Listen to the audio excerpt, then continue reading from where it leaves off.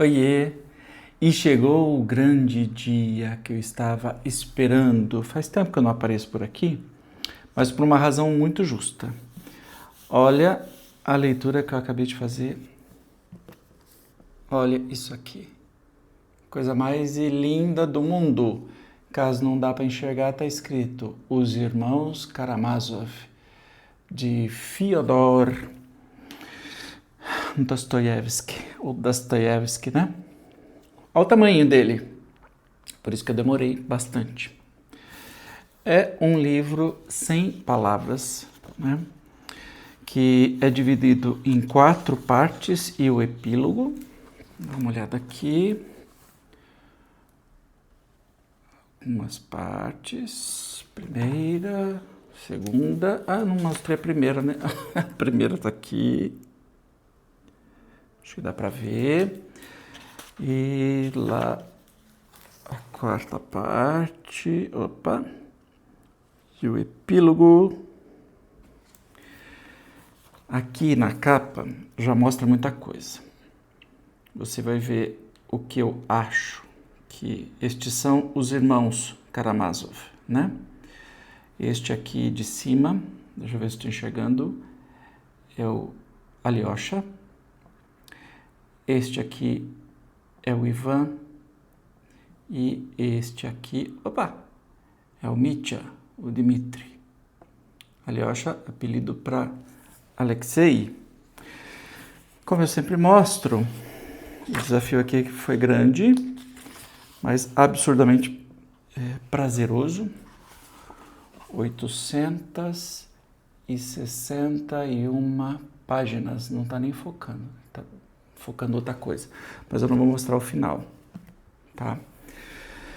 Gente, é assim, bom, primeiro eu sou muito suspeito para falar de, tá balançando aqui, para falar de Dostoiévski, né?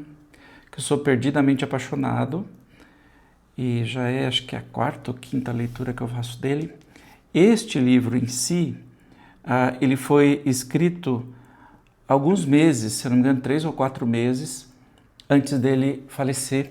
Então foi a obra da vida dele. Só daí você tem a importância de tanta coisa boa que ele escreveu. Essa foi a primordial, a melhor. Primordial não, a última que ele escreveu. Eu vou ler aqui um resumo que eu pedi para o ChatGPT fazer, né?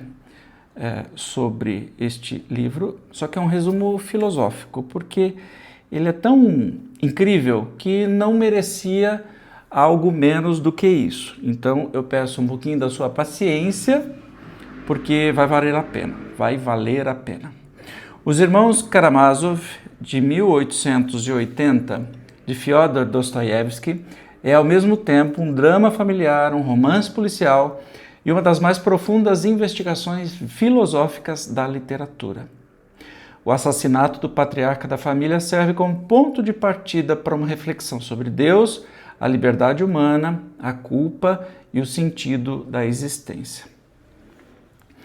Rapidamente resumindo a história, a narrativa acompanha a conturbada família Karamazov. O pai, Fyodor Pavlovich, é um homem rico, vulgar, egoísta e moralmente decadente. Seus filhos representam diferentes modos de compreender a vida. Quem são os filhos? O Mitya, que é o Dmitry, é impulsivo, apaixonado e dominado pelos sentimentos. O Ivan é racional, intelectual e profundamente cético. O Alyosha é bondoso, espiritual, inspirado pelos ensinamentos cristãos. Smerdyakov é um criado da família e provável filho ilegítimo de Fyodor, é reservado e ressentido. Mesmo que não tenha o sobrenome, mas ele faz parte dessa trama. Grande parte da trama gira em torno da disputa entre Dmitry e o pai por herança e pelo amor de Grutchenka. Quando Fyodor Pavlovich é assassinado, Dmitry é acusado do crime, pois tinha motivos aparentes e havia ameaçado o pai. Entretanto, ao longo do romance, descobre-se que o verdadeiro assassino, não vou falar quem é. Contudo, para Dostoiévski, a questão central não é apenas descobrir quem matou, mas investigar quem é moralmente responsável por esse assassinato. Então temos umas gigantescas questões filosóficas. Primeiro, fé versus a razão. Os irmãos simbolizam diferentes dimensões da condição humana. O Dmitri é a paixão e os instintos mais primordiais, né? O Ivan é a razão crítica e a dúvida. Já o Alyosha é a fé e o amor ao próximo. O romance sugere que o ser humano vive constantemente dividido entre essas forças. Depois, o problema do mal. Por meio de Ivan, Dostoiévski apresenta uma das críticas mais contundentes à ideia de um Deus justo. E é muito legal. Ele não nega, Ivan questiona, como aceitar um mundo criado por Deus se crianças inocentes sofrem? Eu não vou puxar a sardinha para o meu lado, mas o Espiritismo tem algumas respostas muito legais para isso. Ele não nega necessariamente a existência divina, mas sua revolta dirige-se ao sofrimento injustificável presente na realidade. Esse debate atinge o auge no célebre episódio do Grande Inquisidor, em que Ivan narra uma parábola no qual Cristo retorna à Terra durante a Inquisição Espanhola. Segundo o Inquisidor, os seres humanos preferem segurança e autoridade do que liberdade. E Dostoiévski coloca em confronto duas visões: a liberdade oferecida por Cristo e a submissão proporcionada pelas religiões que prometem ordem. É o trecho mais incrível do livro.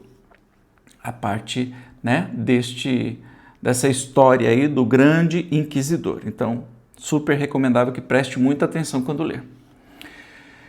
Livre-arbítrio e responsabilidade. Uma das ideias centrais do livro é que a liberdade humana é inseparável da responsabilidade. Ivan formula a sua famosa conclusão implícita: se Deus não existe, tudo é permitido. Embora essa frase não pareça exatamente dessa forma no texto, ela resume o dilema apresentado. Se é um fundamento moral transcendente, em que base se sustentam o bem e o mal?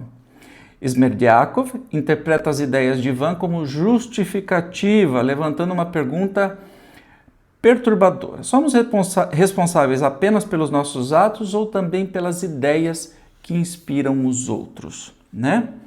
Pode ser que eu não tenha feito o ato, mas eu posso ter induzido outras pessoas a fazerem aquele ato, seja um assassinato, seja o que for. Culpa universal. Através de ensinamentos do monge Zósima, Dostoiévski propõe uma ética radical. Cada pessoa é responsável por todos e por tudo. Essa noção cristã rompe com a visão individualista da culpa. O sofrimento humano não seria apenas um problema pessoal, mas consequência da incapacidade coletiva de amar e cuidar do próximo. Sofrimento e redenção, por fim, ao contrário de enxergar o sofrimento apenas como punição, Dostoiévski o apresenta como possibilidade de transformação interior. E eu acho isso fora de série. Para mim, sofrimento é uma escola, é apenas uma lição que nos melhora, né? Senão, a ideia de um Deus punitivo é horrível, né? Vamos combinar que não dá certo. Dmitri, apesar de suas falhas, amadurece através da dor. Alyosha aprende que a fé verdadeira não elimina o sofrimento, mas permite enfrentá-lo com compaixão. A redenção surge não pela perfeição moral, mas pelo reconhecimento da própria fragilidade. Como resume o texto do arquivo enviado, no caso aqui, os irmãos Karamazov, é uma profunda reflexão sobre a condição humana. O romance investiga perguntas que permanecem atuais. Aí você fala assim, por que este livro ainda é tão fora de série? Olha essas perguntas, enquanto eu vou mostrar uma figura aqui para vocês. Preste atenção. As ilustrações são lindíssimas. Olha isso. Perguntas. Veja se não são atuais. Deus existe? Como justificar o sofrimento dos inocentes? O ser humano é realmente livre? Até onde vai a nossa responsabilidade pelos outros? E é possível encontrar redenção em um mundo marcado pelo mal? Por isso, essa obra é frequentemente considerado não apenas o auge da obra de Dostoiévski, mas um dos mais importantes romances filosóficos já escritos. Uma obra em que a investigação de um crime se transforma numa investigação da própria alma humana. Gente, não é para menos, demorou um pouquinho mais, mas este livro é encantador. Encantador. Eu não tenho palavras para expressar o tamanho da minha gratidão a Dostoiévski sobre essa obra aqui. Se você não quiser ler o livro, leia somente esse trecho, O Grande Inquisidor. Mas leia com calma, com tranquilidade. Este livro é para ser lido com calma, saboreando. Não tendo pressa para saber quem é o assassino, até mesmo porque Dostoiévski meio que vai dando as pistas todas e é fácil chegar na charada. Isso não é o mais importante. No final, o julgamento, os textos de acusação e de defesa são pedras preciosas. Então, bom, chega. Já falei demais. Eu acho que, não sei se eu te convenci a ler, caso ainda não tenha lido, mas, gente... Ah, meu Deus do céu, eu achava que O Idiota era o melhor livro do Dostoiévski, mas agora eu tenho que me render. Os Irmãos Karamazov. Esses são fora de série. Tchau.